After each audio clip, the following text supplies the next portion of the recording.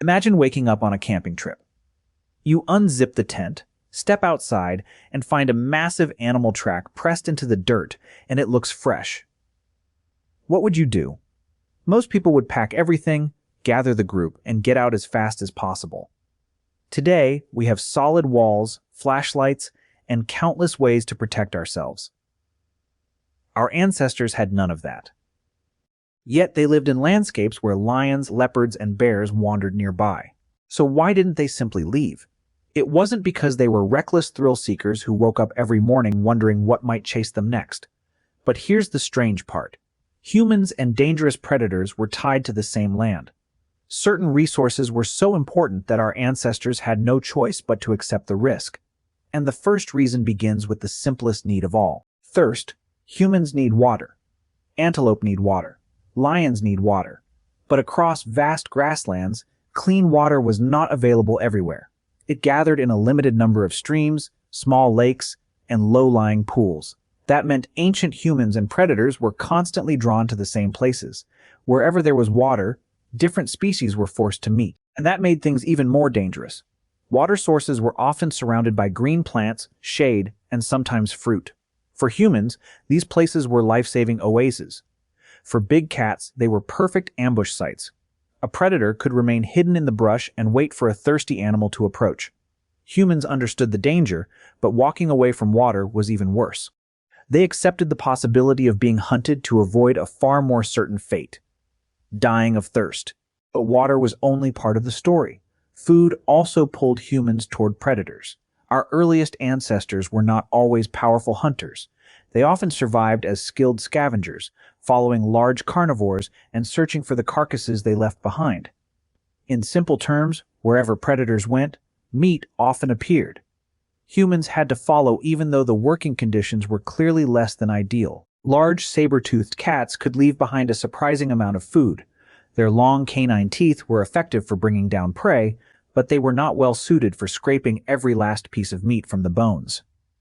After the predator had eaten its fill and moved away, useful parts of the carcass could still remain. To ancient humans, that was a free meal. There was just one small problem. The original owner could return at any moment. This is where ordinary stones became incredibly valuable. While the big cats ate the softer flesh, humans could use rocks to smash open hard bones and reach the marrow inside. Bone marrow is rich in fat and provides a large amount of energy, making it highly valuable for both the body and the brain.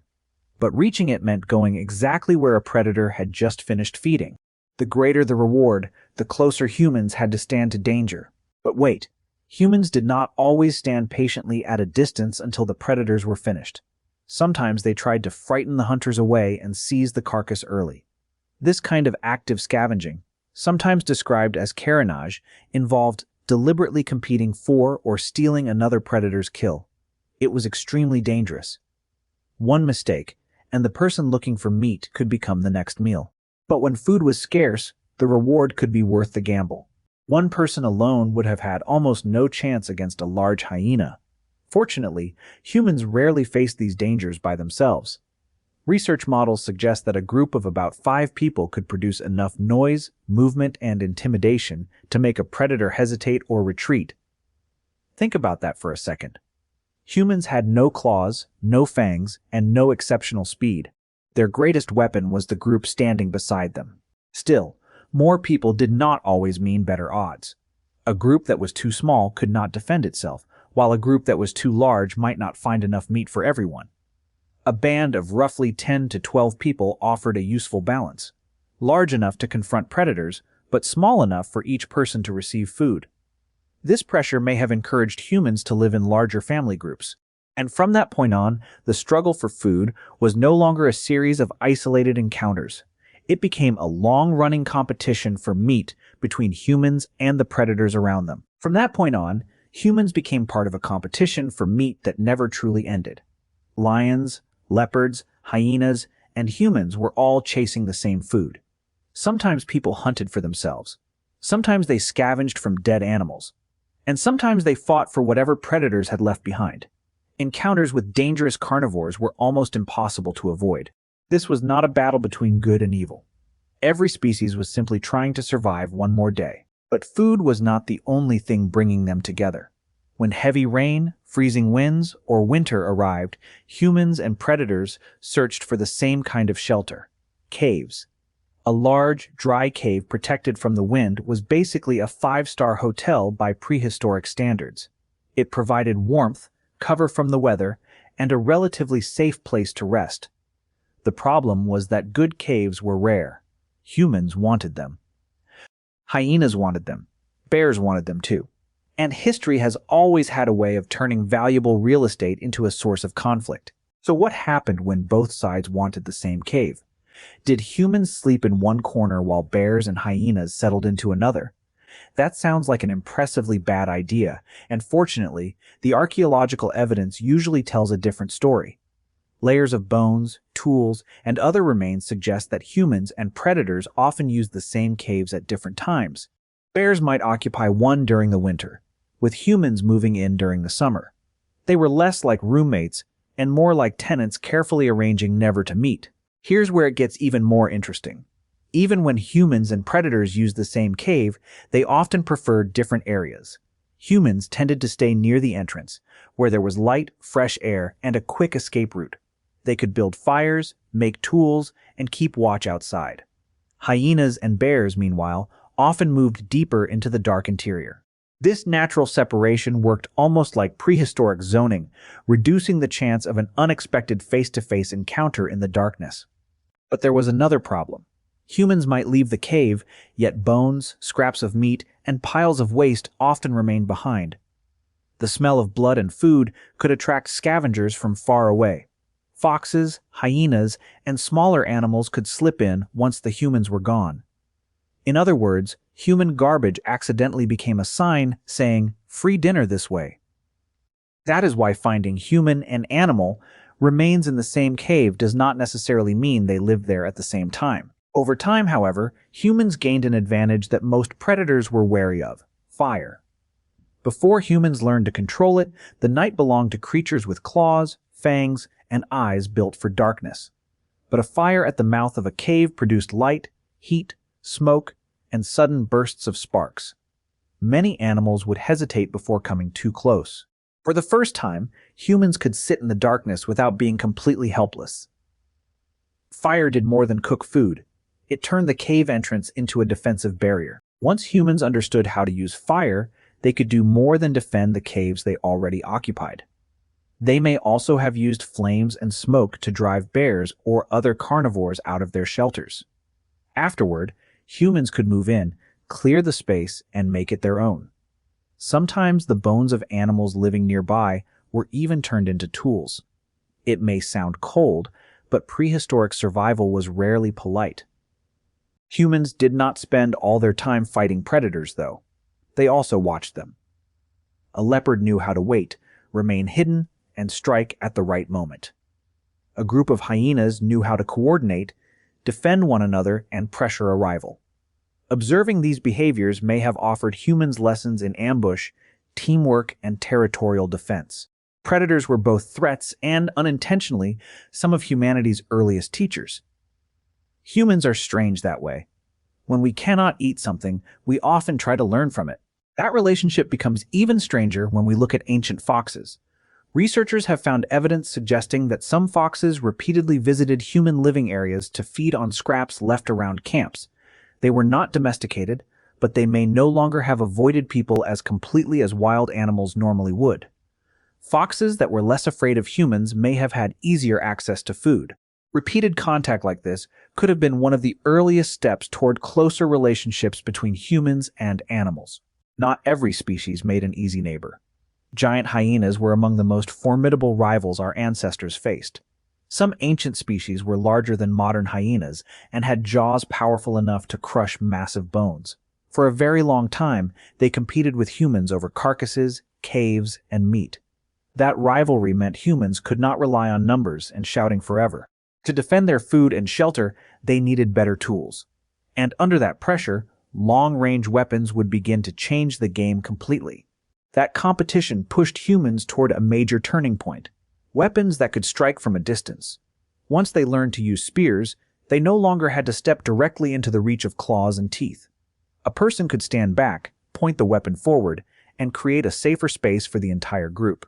Distance may sound like a small advantage, but in the prehistoric world, a few meters could separate having dinner from becoming dinner. Predators now had a reason to think twice before approaching humans. Weapons were not their only advantage. Humans also learned to turn the landscape itself into a quiet ally. They chose high ground overlooking open grasslands, steep cliffs that were difficult to reach, and rocky areas that formed natural barriers.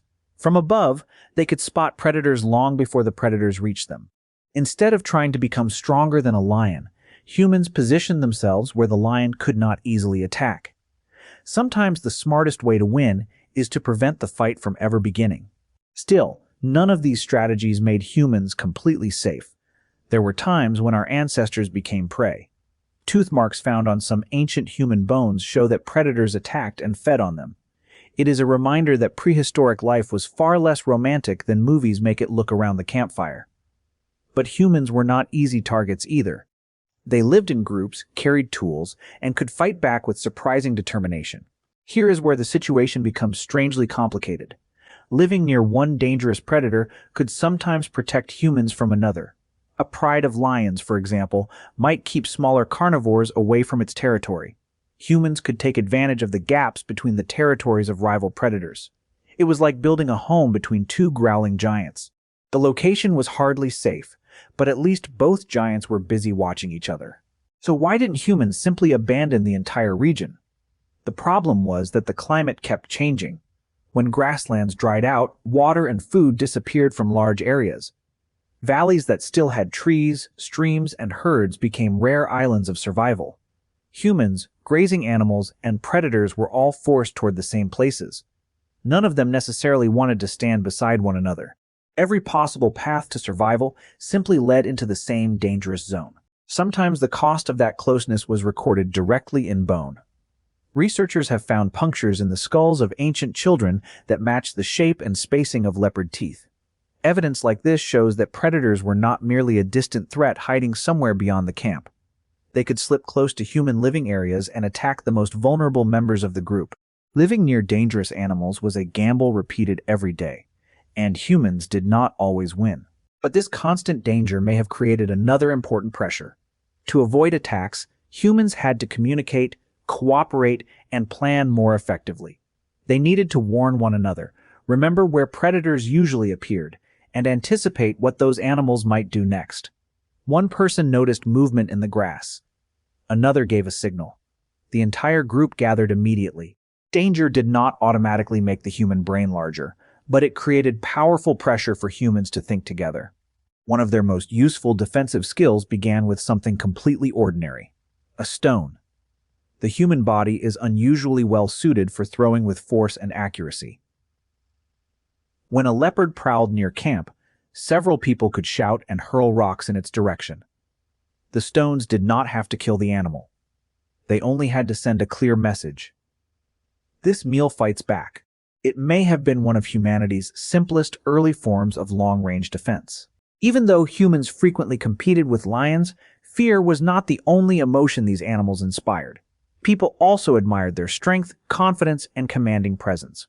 Lions appeared in cave art and later became symbols of power in many ancient societies. That created a strange love-hate relationship. Humans wanted to stay far away from a lion's teeth, yet they also wanted to possess the strength it represented. That is a very human habit. We often turn the things we fear into symbols we admire. Hyenas played an unexpected role as well. After humans left a cave, hyenas could enter and feed on scraps of meat and bone that remained behind. In doing so, they became natural cleanup crews, removing food that might otherwise rot. This was not planned cooperation. Humans did not hire the hyenas, and the hyenas certainly did not send an invoice. But by using the same places at different times, both species became part of the same accidental system. And to reduce the chance of meeting face to face, humans relied on an even simpler strategy: share the same land, but stay active at different hours. Ancient humans also learned to work different shifts from predators to reduce the chance of a dangerous encounter. During the day, people left their shelters to search for food, while many carnivores rested in thick brush or dark hiding places. After sunset, humans returned, built fires, and gathered together just as the predators began their nightly hunts. They occupied the same landscape, but stayed active at different times. It was a stressful schedule, because coming home late could mean arriving just in time for the hyena shift. Eventually, many of those enormous rivals began to disappear. When saber-toothed cats and other large predators went extinct, humans lost an important source of leftover meat. There were fewer massive carcasses waiting to be opened for marrow and scraps. But there was a major benefit. Life became safer. Human groups could spread into new territory, grow in number, and gradually take over ecological space once dominated by the great cats. That transition did not happen quickly. At Atapuerca, a famous prehistoric region in Spain, evidence shows that humans endured repeated periods of extreme hardship. At times, large predators may have been more common than people. Caves, water, and food were constantly contested. Yet our ancestors kept returning. They may have withdrawn for a while when conditions became unbearable, but instead of abandoning the region forever, they adapted to each new change and came back. Among the most intimidating rivals in the struggle for shelter were cave bears. These enormous animals used caves for hibernation and protection. Humans may have noticed, however, that bears emerging after a long winter were often weakened and needed time to recover. That created an opportunity to approach or possibly claim some of the best caves. Prehistoric real estate disputes came with no contracts, no lawyers, and a previous owner that could weigh several hundred kilograms. So how do we know that these shelters repeatedly changed occupants? The answer is buried beneath the cave floor. One layer of sediment might contain bones crushed by hyena teeth. The layer above it may hold stone tools, fire ash, and bones processed by humans. Then, farther up, signs of predators appear again. Each layer is like a page in a book, recording the periods when humans and animals took turns using the same place. A cave was more than a home. It was an archive of everyone who had lived there, and this story extended far beyond a few caves. Predators may have indirectly helped humans expand into new lands. Herds of grazing animals migrated in search of water and fresh grass. Carnivores followed the herds. Humans followed too, because wherever animals gathered, food could be found. From Africa, human groups gradually moved into Asia and Europe along corridors containing water, prey, and the tracks of the predators pursuing them. But here comes the strangest turning point of all. Humans did not merely learn to avoid predators. They eventually turned one of them into an ally.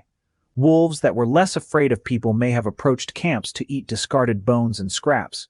In return, their presence could help alert humans when unfamiliar animals came near. Over many generations, that relationship changed. A predator that once lingered beyond the firelight eventually became the dog, a companion that helped protect humans from the very dangers hiding in the darkness. Traces of that ancient world may still be with us today. A strange sound at night can make you instantly alert. A sudden movement in the grass immediately draws your attention. Many people react strongly to shapes resembling snakes before they have time to think clearly. Those responses are not entirely random. They are part of a legacy shaped by countless generations that had to detect danger quickly because those who reacted too slowly often did not get a second chance. So living near deadly predators was not simply a disadvantage.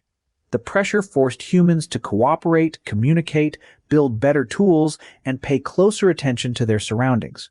Without carnivores constantly watching from the edges of the landscape, our ancestors might not have needed to innovate so quickly. Competition with lions, leopards, bears, and hyenas helped shape the way humans organized groups and solved problems. In a strange sense, the animals that once tried to eat us also helped make us human. Today, however, the situation has reversed. Our ancestors lived near dangerous animals because they had no other choice. Now many wild species are struggling to survive beside cities, highways, and landscapes controlled by humans. We are no longer fighting over the entrance to a cave, but we still share the same planet. Understanding the past does not mean we should go back to sleeping beside lions. It reminds us that nature has never truly existed outside human life. Those wild neighbors helped shape who we are. Now it is our turn to decide whether they will still have somewhere to live.